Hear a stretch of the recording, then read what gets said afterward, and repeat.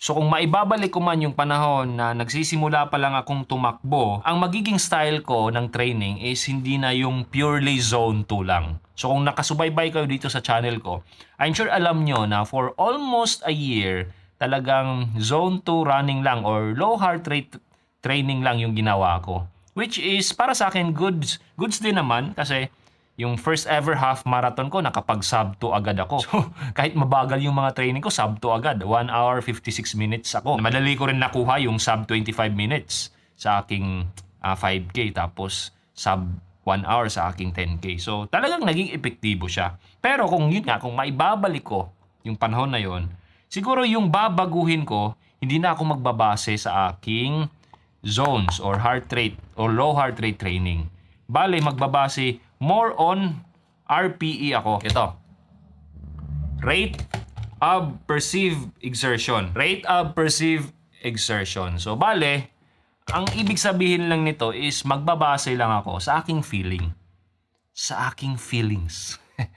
So, hindi na ako magbabase sa aking relo mostly. Actually, meron akong ginawa sa aking relo. Dito sa Garmin Forerunner 165 ko na nakabase doon. Or almost ganun din. Bale, sa pagtakbo ko ngayon, wala na akong nakikitang pace. Hindi na rin ako tumitingin sa aking heart rate most of the time. Most of the time lang naman. Kasi ang nakikita ko, kung mapapansin nyo, zoom ko lang. I hope makita. Makapansin nyo, nag-initiate ako ng takbo dyan. Kung mapapansin nyo, ito yung nakikita ko. Kulay. Tingnan lang natin. Suot ko lang ulit. Ayan, naging blue siya. Tapos, meron na nakalagay dyan, easy. So, yung exertion ko is easy pa lang. So, dyan ako nakabase. Hindi na ako tumitingin. Actually, although, meron siyang corresponding heart rate. Pero, syempre, yung tinitingnan ko is yung kulay na lang. Talagang hindi na ako tumitingin sa aking heart rate or sa aking pace. Kasi pag ganito yung ginagawa ko, mas kalmado yung isip ko. Mas na-enjoy ko yung pagtakbo. Na walang masyadong pressure na hindi ko tinitingnan kung yung heart rate ko ba, akma pa ba sa takbo ko. Pinaka-factor na iniisip ko or kino-consider ko is yung aking feeling. Nakakapagsalita pa ba ako? Hindi ba ako hinihingal? Yung feeling ko sa aking katawan, hindi ba nalalaspag? Yun yung RPE. Actually, yung RPE na tinutukoy ko is around 3 to 4 lang. So, yung range niya is 1 to 10.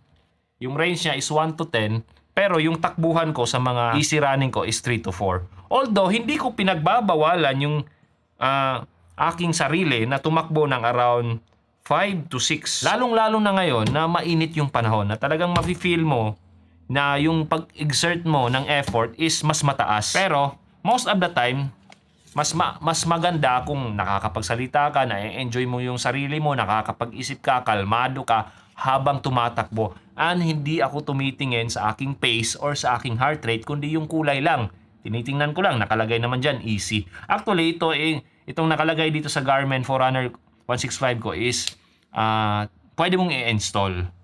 Hanapin ko lang yung pangalan. Nakalimutan ko kasi yung pangalan. Plug-in siya para sa ating data fields or data screens sa ating Garmin Forerunner 165. Makikita nyo siya sa Garmin IQ Store or Connect IQ Store. So, ibabahagi ko yan. Gagawin ko rin yan ng videos para sa mga interesado. Anyways, yun nga, kung maibabalik ko yung panahon, ganito na yung gagawin ko. Based on RPE na. Aside na lang siguro kung tatakbo ako ng aking intervals na most of the time nakabase sa aking sub-threshold. Pero syempre, itong ganitong kulay, meron din siyang corresponding na kulay sa aking sub-threshold. Hindi ako nagkakamali, green yung kulay niya. So pwede pa rin. Magagawan ko pa rin ng paraan na hindi ako titingin sa aking heart rate or sa aking pacing. Ang titingnan ko lang is yung kulay ng aking Garmin Forerunner 165. Dito. So, I hope makatulong to. Gagawin ko lang siya ng video about sa plug-in or yung in-install ko dito sa aking Garmin Forerunner 165 soon.